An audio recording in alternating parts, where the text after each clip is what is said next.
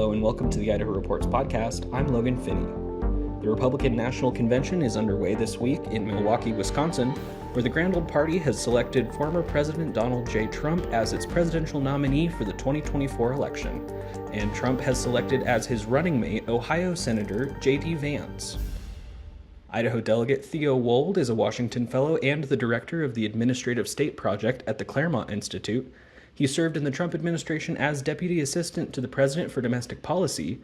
He's also the former Solicitor General of Idaho under Attorney General Raul Labrador. Wold joined our host Melissa Davin on Thursday to discuss what a possible J.D. Vance vice presidency might mean for Idaho and for the Republican Party. Thanks so much for joining us. First of all, how is the convention going? I think it's going well. I think, as you know, there's always a lot of political drama. It's essentially staging a Broadway show for two audiences, right? The audience that's in the theater or here in the convention hall, and then also the audience that's at home watching on television. So it's complex theatrics at some level. But at the same time, I think there's been a really unique message. The thematic content of the week, I think, is different and unique for the Republican Party, not just in the kinds of people who have taken the stage, but in what they're saying. I mean, who would have thought that you would have a roster of Black Republicans talking about the struggles of incarceration and joblessness, the president of the AFL-CIO, and Latino families from the Southwest and Southern Texas at a Republican National Convention, and being sort of staged as not just afterthoughts or, hey, we've got to have some diversity on stage, but really the marquee showcase speakers. So I think it's been going quite well, and I think what's reflected in the audience and with the delegations and the folks who are in the building is there some quiet optimism. I don't think anyone is hubristic, or I think there's going to be significant changes that occur over the next couple of days, especially on the Democrat side. But I think there is some real optimism that the party is in a good place. It's on a good trajectory. Certainly, the Idaho Republican Party isn't alone in having some infighting. We're seeing that play out in so many places nationwide.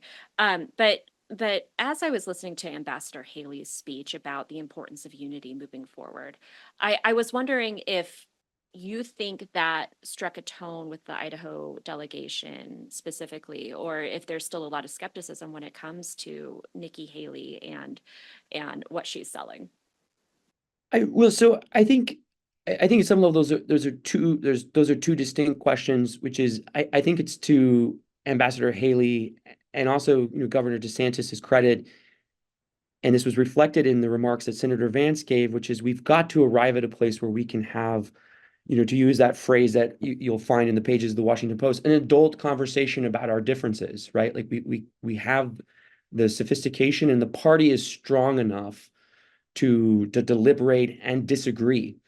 And so it is good for the party to reflect, in particular, ideological or intellectual differences. That's always been true. I mean, you just look, I know this is not consistent with the caricature that folks want to draw of the U.S. Supreme Court, the six, Republican appointed justices, but there's real intellectual disagreements that occur between them.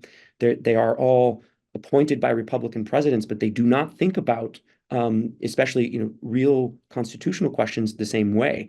And that is, I think it should be the ideal reflection of a political movement that is, in many ways founded around ideas, not personalities. It's founded around how we interpret the Declaration and the Constitution and those commitments as they go forward through time, through technological change, through sociological and demographic change in the country. So I think Haley's presentation is good because it shows, hey, I can come, I can be here, and we can have this discussion about what we disagree on. Now, whether or not, the Idaho delegation or other delegations that are, if you will, more closely aligned with President Trump are going to agree with Ambassador Haley's positions on policy, I don't think so. I think there's still some disagreements about her points of emphasis on foreign policy, on the economy, even maybe on some of the tonal questions, right? Like some people say, no, like civil dialogue needs to make way for tough talk. But I do think just the sheer fact that some of the president's vanquished primary opponents were here and were willing to note, I don't always agree, but I'm happy to be a part of a unified coalition. That's a good thing. You mentioned Senator Vance, and we did hear a little bit of that from him during his speech on Wednesday night. He mentioned that in the Senate, some of his colleagues had persuaded him on some issues, and he had persuaded them on other issues. You through work have intersected with Senator Vance a bit. Can you tell me about that? Yeah, so we have a lot of intellectual mentors in common. We have a lot of organizational, institutional connections in common. When Senator Vance was elected to the United States Senate, uh, he had to give up his seat on the advisory board of an organization in Washington, D.C. I now serve on that advisory board. So we have a lot of connections, and I had the good fortune of meeting him I would say fairly early on, right after my time ended in the Trump administration. And I think the takeaway about Senator Vance's ascent is there really is a place for working class, normal working class people in the Republican Party. And I know some people may discountenance that, or that's not that big of a deal, or poo-poo that, is that actually real? But as someone who came from a very similar background to Senator Vance, there hasn't always been room in the party for people who do not come from a country club background, do not have family connections. And so I think it really is a testament to the Republican Party is now the party of blue collar workers and the working class. And the interesting thing about Senator Vance is also we now have someone who can articulate and be an exponent of what America First policy really is, beyond just the slogans, right? So you mentioned that he has persuaded some of his colleagues, and some of his colleagues have persuaded him. Take the work that he did with Senator Sherrod Brown on infrastructure issues. I mean, he broke again, there's not going to be talking heads on MSNBC or the New York Times agree with this sort of notion, but a lot of orthodoxies were broken when a Republican senator sat down with a Democrat senator and talked about the need for federal funding for massive infrastructure improvements and infrastructure projects. I mean, when you're talking about cutting the size of government, reducing spending, the idea that a Republican senator from a safe red state would say, no, we actually need to spend money, and it needs to be targeted to improving the lives of people who are not necessarily connected to lobbyists or donors. I mean, East Palestine, that's Ohio, there are no lobbyists arguing for them, but it was in the wheelhouse of someone like Senator Brown for years, and Senator Vance was willing to work alongside him to produce a bill that eventually was signed into law. So I think he's an intellectually curious guy who is willing to meet opposition and counter arguments and really wrestle with them.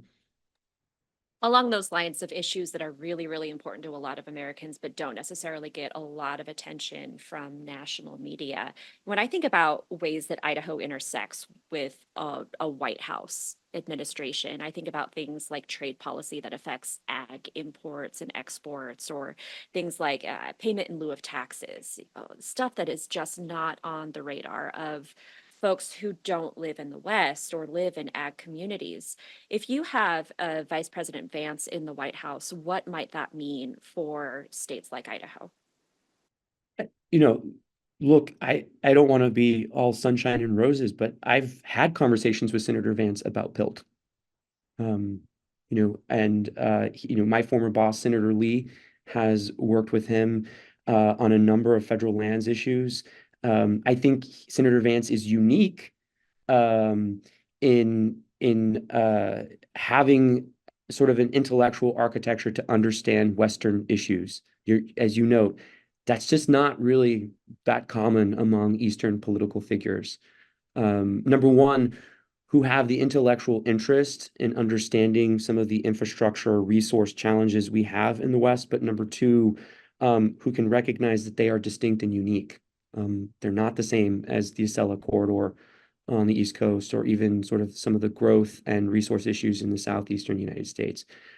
So I think if he is in the White House and he's serving as vice president, I think there's going to be it's a counterintuitive notion because he's not a Westerner, but I think there's going to be a lot of a lot of heft from his office on Western specific issues, whether it's forest management, or it's the proper alignment of conservation stewardship goals, access to open space with making use of the Western, the core of the Western economy, which is ag and mining and timber.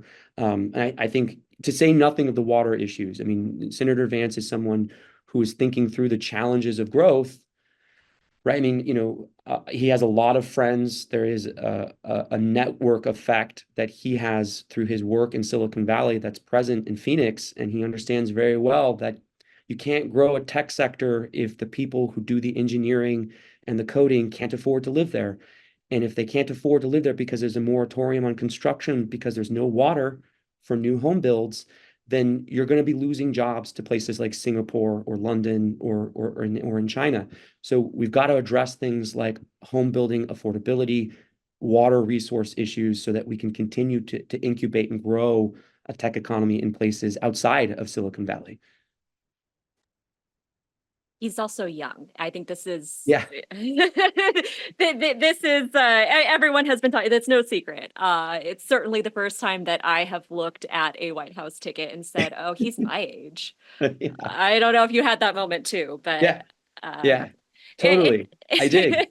Yeah, and for all the lumps really that millennials have had to go through, and I don't want to make any comparisons to the greatest generation, the things that they had to deal with, but the 2008 financial crisis really put a lot of members of my generation in a difficult bind.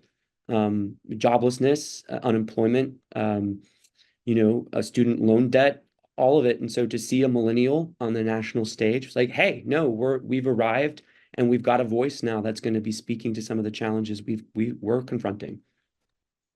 millennials have gray in their beards now. We're not I young anymore. I I've got gray in my beard. So yeah, it's right. And I had the same feeling that you did, which was, wow, that's crazy. We're in the same age cohort.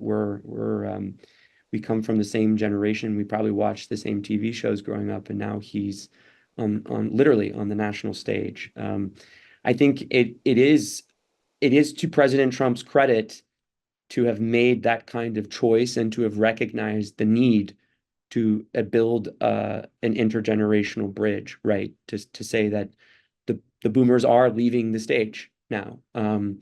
And that's been reflected in a lot of the content here at the convention. I mean, Vivek spoke, I think, fairly passionately to this, Vivek Ramaswamy, in his speech about, the need for Gen X and the millennial generation to be involved and to take their specific policy challenges seriously, but also to recognize that we are now a mentorship role for the Zoomers, for Gen Z. They need to be empowered with tools, and if we don't get our act together quickly, they're going to take our jobs. So that we are now sort of the senior figures in American cultural life.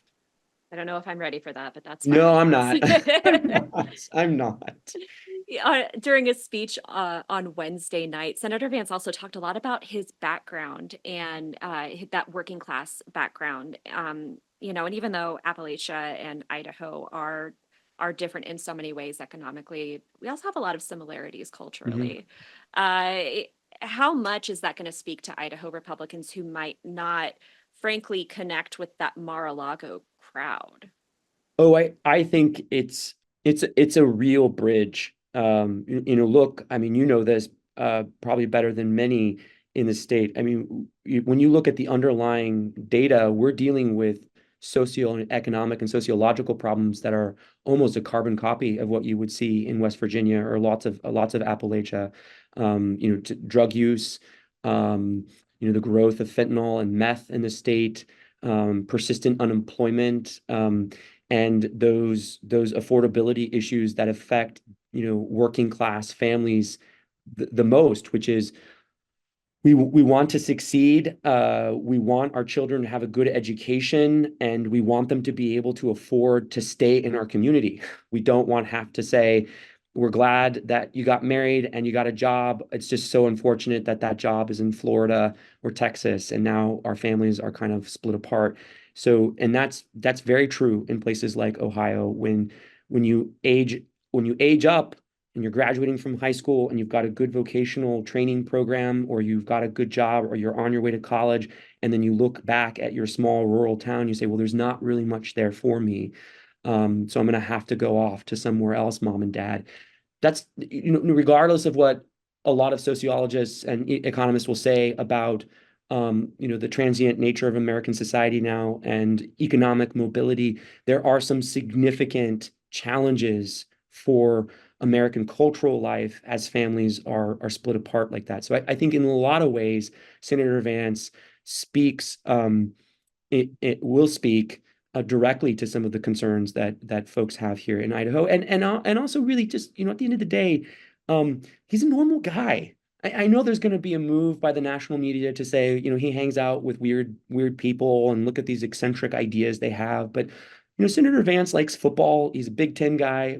I think that'll be a challenge for him as he campaigns in Pennsylvania and Michigan. They're going to say, why the heck would I ever take advice from a Buckeye? But he's a normal guy, and he loves his family. I think that's very evident. And I think it came across in the cadence and the type of speech he gave last night. There were no, there's none of this soaring rhetorical flourishes. There was no exaggerated delivery. It was like seeing one of your neighbors get pulled onto the national stage and talk about some of the things that we all have in our families: brokenness, drug addiction, absentee fathers, absentee mothers, incarceration, and some of those things that a lot of the East Coast elite want to paper over. But like, yeah, Mima had guns in every room in the house because she was worried about mobility and keeping herself safe. Yeah, everyone's got a grandma or an uncle like that. One of the things that I was thinking about while listening to the importance of his family and the economic importance of, um, present fathers and present mothers Yeah. and a strong family unit is at the same time we're seeing a crisis in childcare. Here in Idaho, we have seen so many childcare centers that have shut down. We've seen, I know my family is paying more for childcare than ever before, just for part-time. Are there policies that have a place in the Republican Party that address those specific challenges?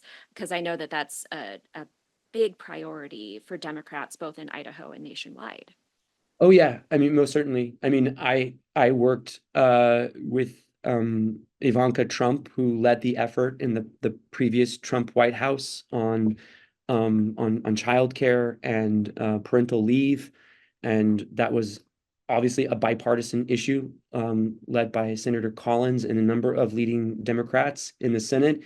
I think one of the unique perspectives that Ivanka Trump had was there should be some notion of flexibility in how this is designated. Maybe it's not mom who stays in the household. Maybe mom is the breadwinner. I know there's a lot of conversations on the right about that, but in many instances that's not the case. So having flexibility on parental leave and then having flexibility to target the kinds of federal aid to childcare programs that are reaching different demographic groups and different economic strata. So I would really push back that that's exclusively, and I'm not saying that you're saying that, but I would just push back on the notion that that's solely a Democrat issue. And look, Senator Vance talked really expansively about this in his campaign for the U.S. Senate about creating an economy where um, a family can thrive and succeed on a single income. And I do think that's a good goal. I mean, it is a good goal to sort of say families should have the ability to avoid the accessory costs of childcare if it's possible, because it's not too long ago that was a part of American life. But we should also not romanticize the idea of, the single income household, because it really only existed for, a 20-year blip in the post-war period. It's not something with a lot of, an extended historical provenance in American life. So it's something we should work for in economic policy, but at the same time, we should recognize that for people to be able to pay their bills, to have kids, to form families and have kids, they've got to be able to afford the costs that come with family life.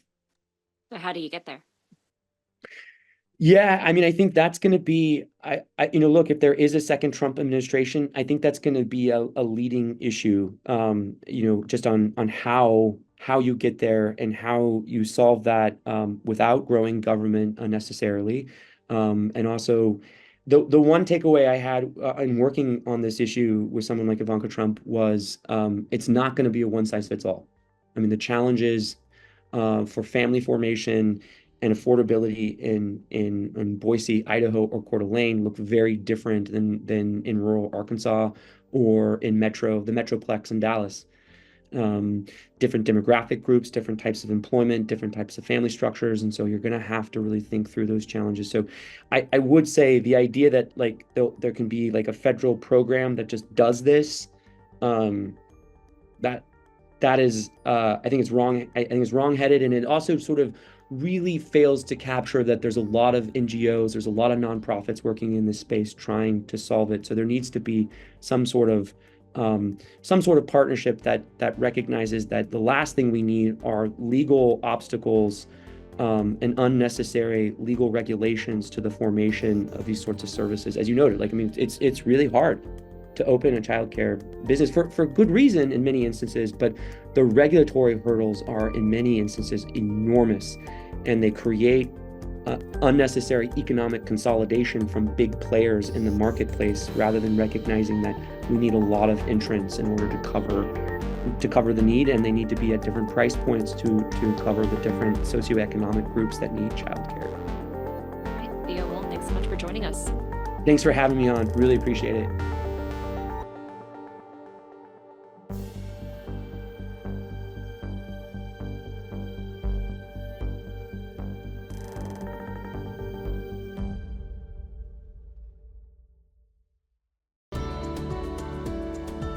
Union Pacific Railroad, serving Idaho for more than 160 years. A proud partner of Idaho Public Television. Presentation of Idaho Reports on Idaho Public Television is made possible through the generous support of the Laura Moore Cunningham Foundation, committed to fulfilling the Moore and Bettis family legacy of building the great state of Idaho, by the Friends of Idaho Public Television, and by the Corporation for Public Broadcasting.